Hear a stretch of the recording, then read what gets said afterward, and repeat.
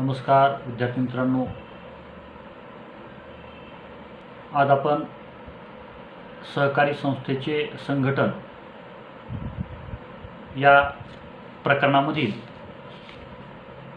सभासदांचे अधिकार आपण पाहणार आहोत। विद्यार्थी मित्रांनो,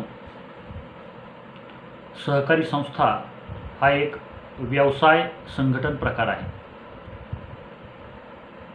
आणि सहकारी संस्था ही सभासदांच्या मालकीची असते।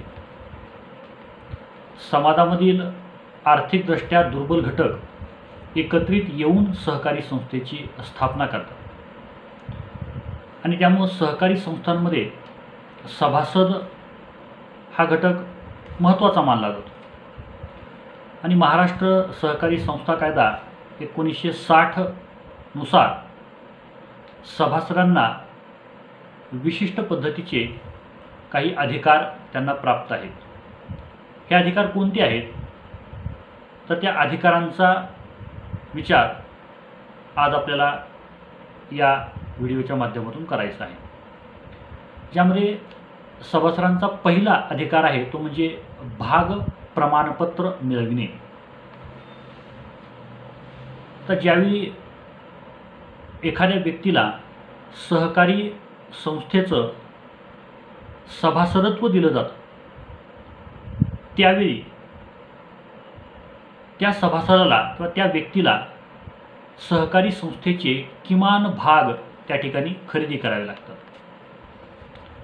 मग त्याला सहकारी संस्थेमध्ये प्रवेश शुल्क भरावं लागतं। या अटी तर आहेतच, पण त्याचबरोबर महत्त्वाची अट म्हणजेच त्याला त्या सहकारी संस्थेचे किमान भाग खरेदी करावे लागतात आणि किमान भाग खरेदी केल्याच्या नंतरच तो त्या सहकारी संस्थेचा सभासद होतो, अन्यथा त्याला सभासदत्व दिलं जात नाही। आणि त्यामुळं त्या सहकारी संस्थेचे भाग खरेदी केल्याच्या नंतर त्याला भाग प्रमाणपत्र दिलं जातं आणि त्यामुळं भाग खरेदी केल्याच्या नंतर भाग प्रमाणपत्र मिळवण्याचा त्याचा अधिकार आहे किंवा त्याचा हक्क आहे। आणि त्याचबरोबर भाग प्रमाणपत्र किंवा भाग हस्तांतरण, आपले भाग दुसऱ्या व्यक्तीला हस्तांतरित करण्याचा सुद्धा त्याला अधिकार त्या ठिकाणी प्राप्त होतो। त्यानंतर दुसरा जो अधिकार आहे तो म्हणजे सभेबाबतचे अधिकार।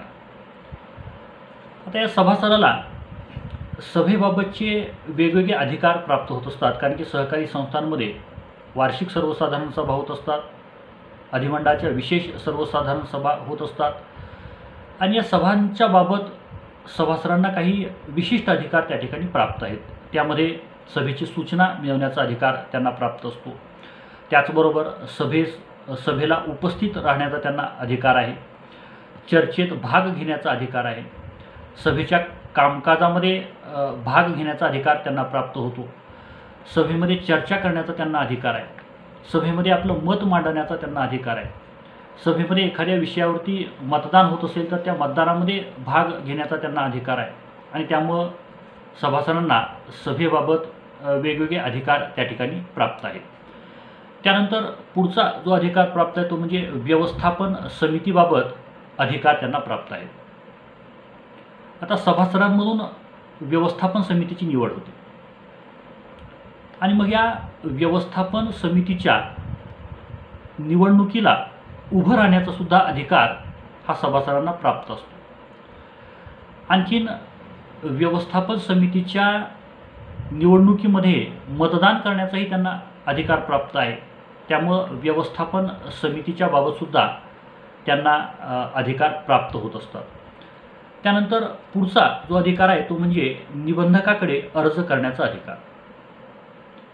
आता या अधिकारामध्ये सहकारी संस्थेची चौकशी व्हावी, जर सहकारी संस्था चांगल्या पद्धतीनं काम करत नसेल, हिशेबामध्ये पारदर्शकता त्यांच्या नसेल, तर अशा सहकारी संस्थेची चौकशी व्हावी यासाठी निबंधकाकडे अर्ज करण्याचा अधिकार निबंधकांना प्राप्त आहे। त्याचबरोबर अधिमंडळाची वार्षिक सर्वसाधारण सभा जी दर वर्षाला होते, जर ती झाली नसेल तर अशा सभा बोलवण्याविषयी अर्ज ते निबंधकाकडे करू शकतात आणि अशा पद्धतीनं निबंधकाकडे अर्ज करण्याचे अधिकार सभासदांना प्राप्त होत असतात. त्यानंतर पुढचा जो अधिकार आहे तो म्हणजे लाभांश वस्तू व सेवा मिळवण्याचा अधिकार. आता सहकारी संस्थांमध्ये सभासदांना लाभांशाचं किंवा ज्याला आपण वाढावा असं म्हणतो त्याचं वाटप केलं जातं. मग हा लाभांश मिळवण्याचा दर वर्षाला जो लाभांश मिळतो तो लाभांश मिळवण्याचाही अधिकार त्यांना प्राप्त आहे. आणखीन सहकारी संस्था ज्या वस्तू आणि सेवांची निर्मिती करते त्या वस्तू आणि सेवा मिळवण्याचा सुद्धा अधिकार सभासदांना त्या ठिकाणी प्राप्त होतो. त्यानंतर सहावा जो अधिकार आहे तो म्हणजे वारसाबाबत अधिकार. आता सहकारी संस्थेमध्ये सभासद म्हणून त्याची नोंद झाल्याच्या नंतर त्या सभासदाला आपला वारस नोंदवावा लागतो आणि हा वारस नोंदवण्याचा अधिकार त्याला प्राप्त होत असतो. त्याचबरोबर वारस बदलण्याचाही अधिकार त्याला प्राप्त आहे.